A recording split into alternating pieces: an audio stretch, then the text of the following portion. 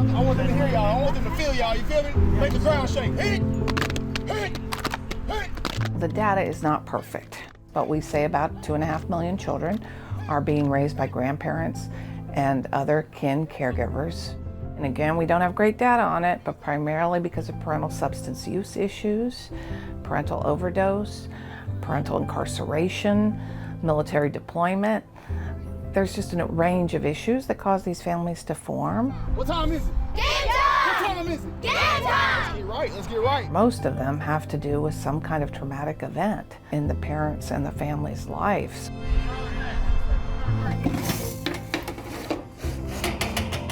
Hey boys, pizza's ready. We're on a journey to get well again. You know, I want to live a long life. I want to take care of our grandsons, but I also want to enjoy them. So access to additional family assistance would at least mean that we wouldn't have to stress or worry about whether or not we could afford to put the food on the table.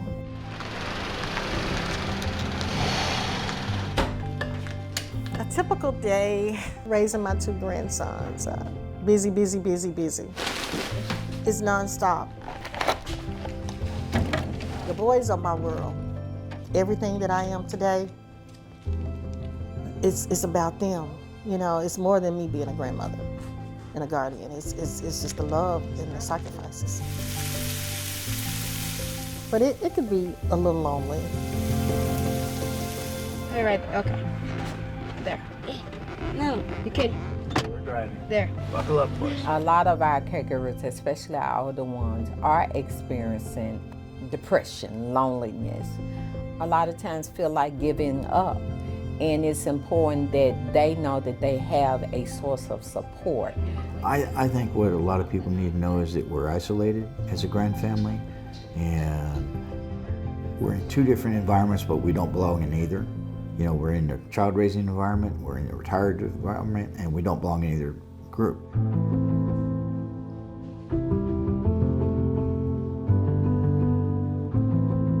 Major funding for Aging Matters is provided by the West End Home Foundation, enriching the lives of older adults through grant making, advocacy, and community collaboration. The Jeanette Travis Foundation, dedicated to improving the health and well-being of the Middle Tennessee community. The HCA Healthcare Foundation, on behalf of TriStar Health. And AARP Tennessee. Additional funding provided by Jackson National Life Insurance Company. You can have one of each. You want to go ask David what he wants? So the boys came to live with us in August of 2015. David was 18 months old and Dakota was 3 months old. They're 15 months apart. Father, thank you so much for this day. We rejoice, we are glad. And Father, we thank you that this food is blessed, strength, and nourishment to our bodies. And we give you praise in Jesus' name. Amen. Amen. It really felt like we were starting all over again. We still had a child in the house. So we had a son who was in high school when all of this happened. And so we were still, you know, trying to get our last child grown and out of the house. And so having to go into that position was really difficult. There was a lot of emotions with it because it's not just that we were taking on the idea of raising children. It was also the heartbreak that our child was in the midst of an addictive issue, and there was, you know, those kinds of, you know, things going on as well. You never stop being a mom, so there was the twofold side to it that we were coping with. Oh, they're good. They're pretty happy about that. Are you gonna try and do that when you get bigger? You don't know? When we first took custody of the boys, it was an emergency placement. So it was something that was really quick. We had to go in, sign paperwork saying that we would support them, that we would take care of their needs. We had to submit our fingerprints for a criminal history background so that we would, you know, be safe place for them to be. When we did all of this, you know, I was under the impression that there was still going to be some level of help for us, but immediately we determined that that was not the case. And so I reached out to DCS to be foster parents, placements for the boys, so that you can have some help with the, you know, all of the impacted finances that was about to happen. And when I reached out to them and asked them about that, they just kind of fired back at me and said that we had already signed the documentation saying that we would support them. Was I trying to profit from this? Do they need to find another place to place them? And so at that point, we just stopped the conversation and just decided that we were going to have to figure things out.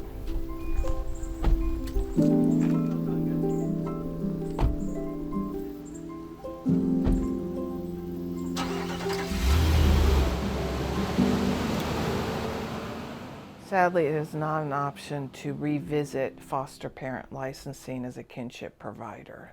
The child would have to be removed from the home for abuse or neglect to be able to then go into a licensed foster parent situation. Get in here tight. Let's go. Chance on three, chance on three. 1, 2, 3. Chance! We at Generations United always talk to providers about the importance of presenting kin with all their options because they are their own best experts in their family. And for the majority of kinship families, the vast majority, they will not have any involvement with child welfare. Child welfare will not come to their home. They will not go to the parents' home and remove the child. Mom may have just dropped off the child with grandma, right? But for those where Child Protective Services, child welfare are involved, they need to be very cognizant of presenting the options to those kin and what it means, because they do have the option of becoming licensed foster parents. And with that pathway, they will get full foster care maintenance payment rates, which is a significant ongoing financial assistance. They will also have access to services and supports for that child, including help getting them enrolled in school, transportation to school, all of those supports and services that the child welfare system can provide. When you're working full-time and then you have infant children come in, then all of a sudden you have these incredible expenses of coming in and you've got childcare and diapers for 2 and then formula for 1 and just all of the clothing and things that you don't normally expect to have to pay for when you're a grandparent. Unfortunately, we just started to rely on debt, on credit card debt, and so when you have to have those things, you start to just use whatever you can, and eventually it just started to become unmanageable, almost to a point of bankruptcy where you feel like I don't know if we can pay these. But luckily enough, we were able to refinance our house and kind of like lump all that in. And then, so now we owe more on our house than we want to, but that's okay. We'll get through that too.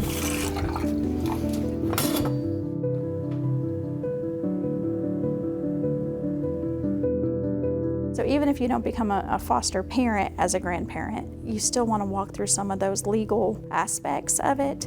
And then hopefully by walking through those legal aspects, you're going to, through the court, be connected to those resources that are going to help your family do better. You kept your gym shoes on too? Huh? No. I said you kept your gym shoes on. Yes, ma'am. We really encourage our families to go to court. It covers them when it comes to registering those children in school because technically they're not the legal guardian. So they have problems registering them in school. They have problems taking them to the doctor.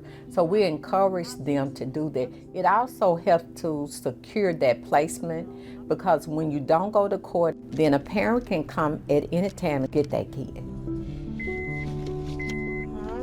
Whether that parent is equipped to take care of that child, if they want to come and knock on the door and get those children, and there's no court order in place, they can do that at any time.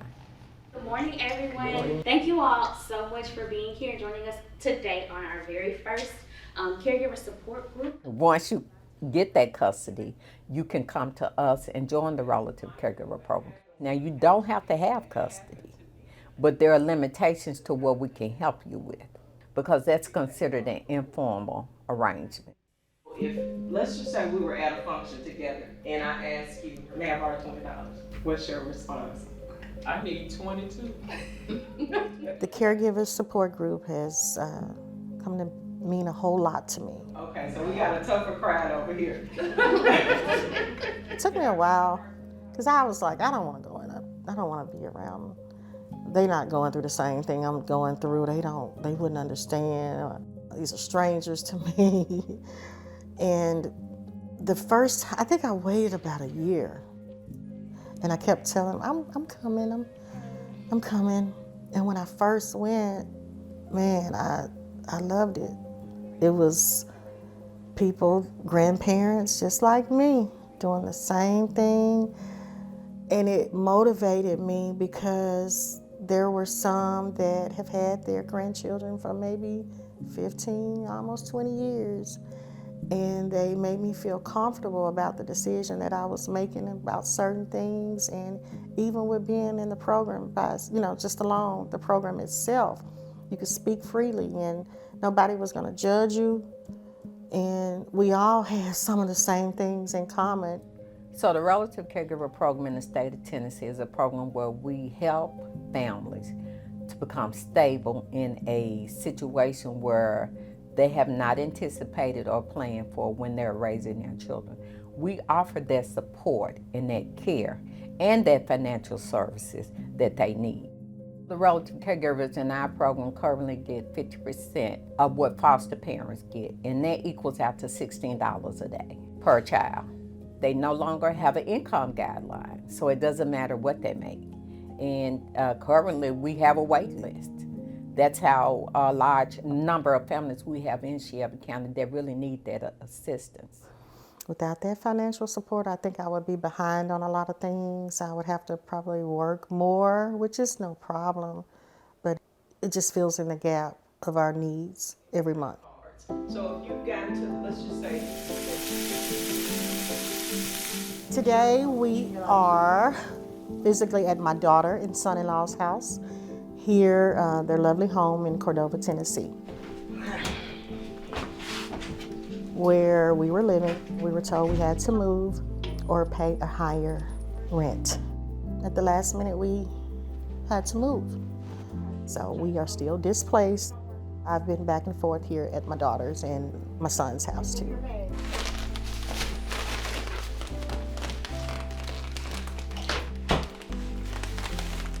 Housing has been a real challenge because things are just terribly expensive here in Memphis. It's challenging because I have other priorities with the boys. Food, clothing, other expenses.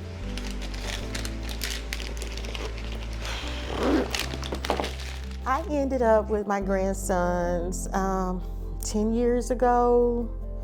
My daughter, their mom is my youngest. She just made the wrong decisions in life. I'm the grandmother, but I raised them from babies. And I just wanted something to call a home where we had more room.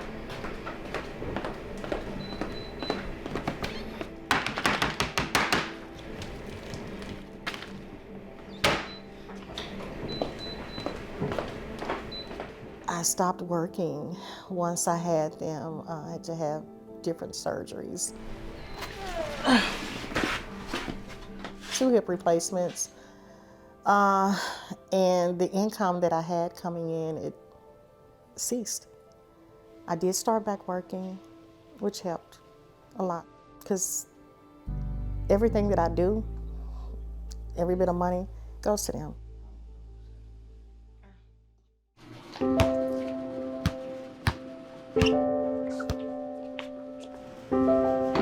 Tommy is the ray of sunshine where I remember they told us he wouldn't be able to do this. You're gonna have to keep in mind that he was born this way.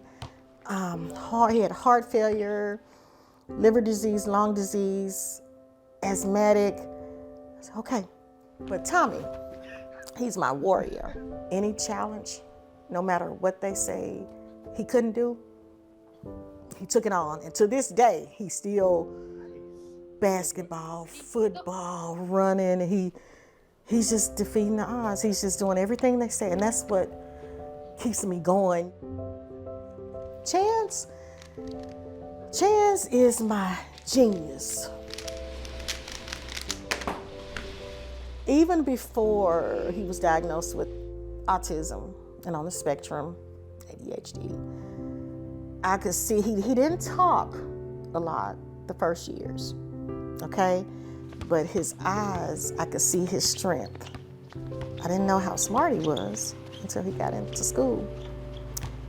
Chance is the one who inspires me to do things that I didn't think I could do.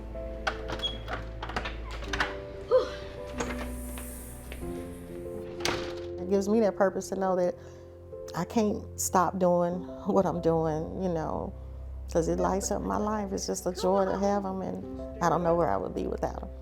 But at the end of the day, what we need is our own home.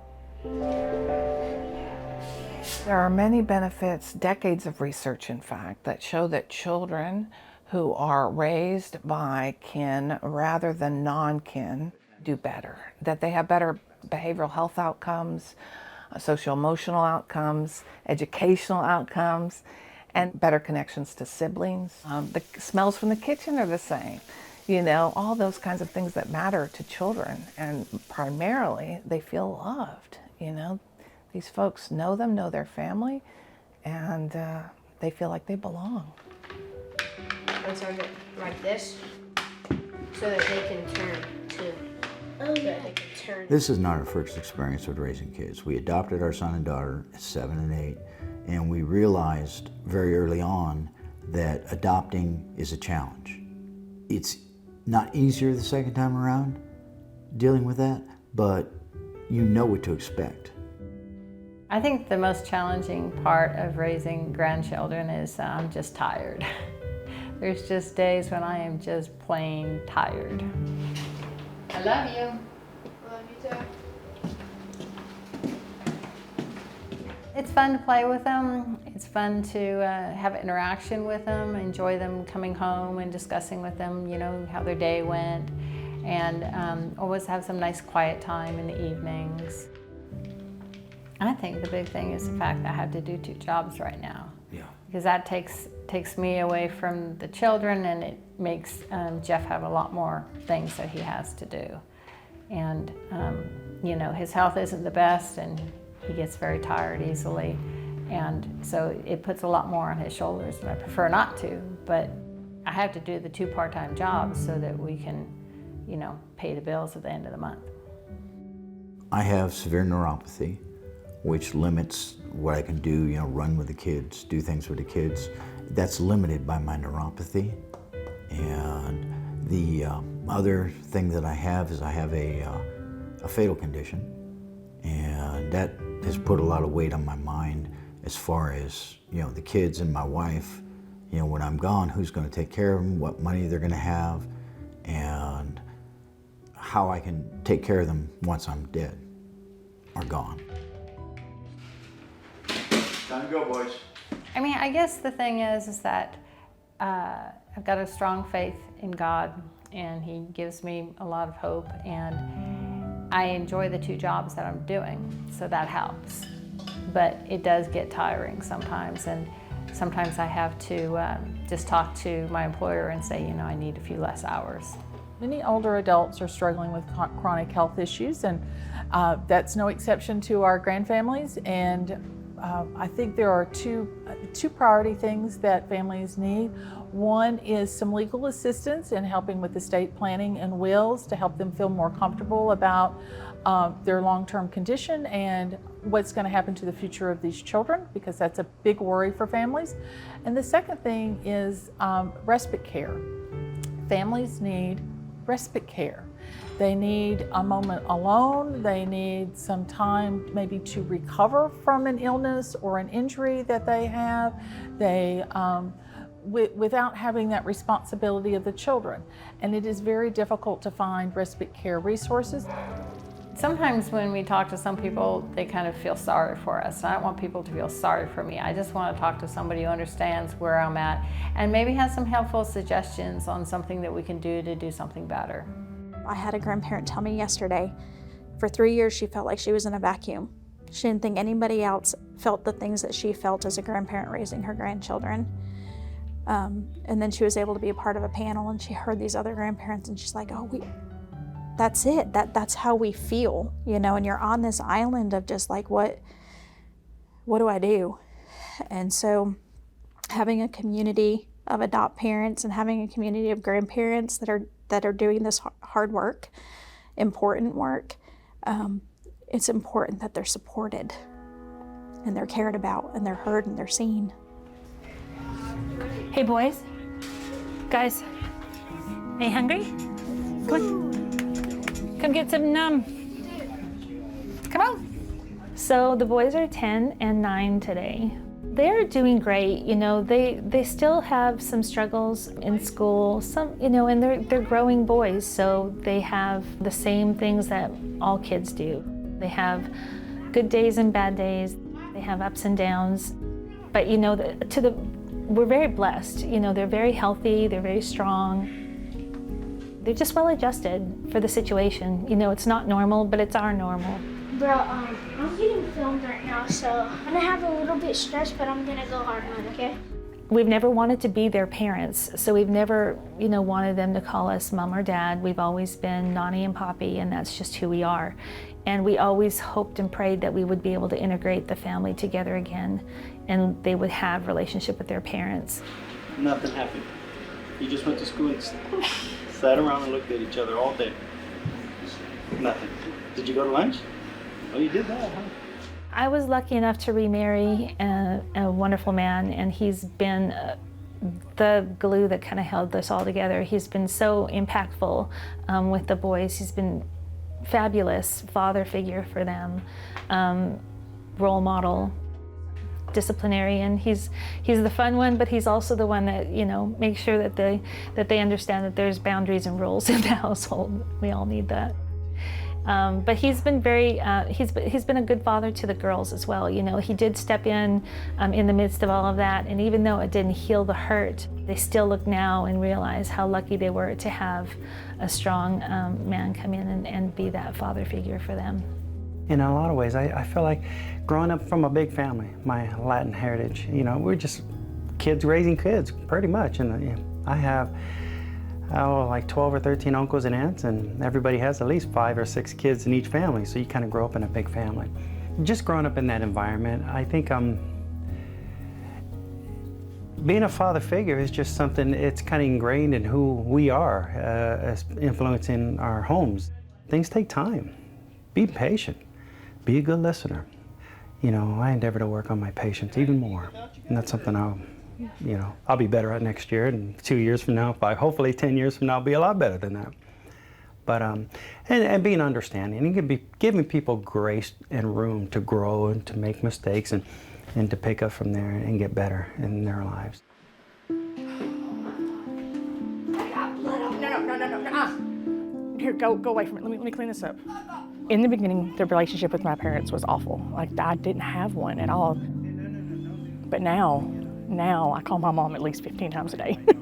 I would not call her at all because I was so ashamed. But now I love my parents. Like, I fall in love deeper and deeper with my dad every day. And I know that sounds crazy, but I didn't have a relationship with him growing up because he's my stepdad, you know, and then I started doing drugs, and then I left. And then, so now here I am, you know, 36 years old, and I've got my life back together. I'm trying, day by day, step by step, yeah. We took a towel and we just put it right in there. Just a little floor?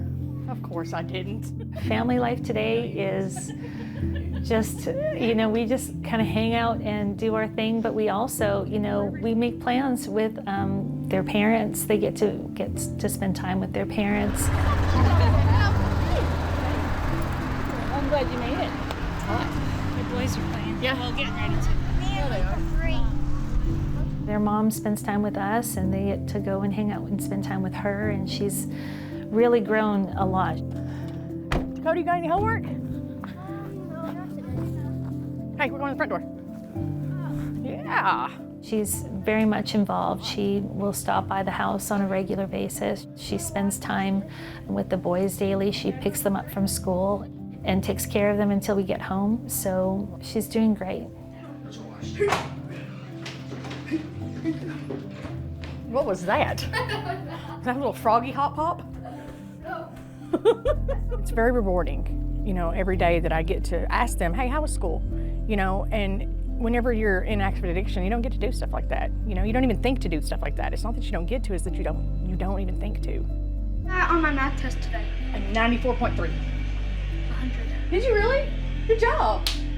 It's amazing being able to be back here. That is what has kept me going every single day, is that I am able to be here and I am able to do these things. Who wants to draw first? Here, I'll do. Baby, go sit down. So first you draw one of these, okay? Go. You see those? Keep these 2 black pieces, okay? You keep them. I keep them? Okay. I understand how it does it. Okay, so take this and get one of them. I love my boys.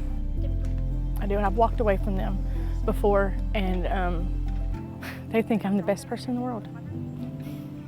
And my parents are the reason that they love me so much. So I'm so grateful for my parents. Look at me. Bro, yeah, you're gonna win.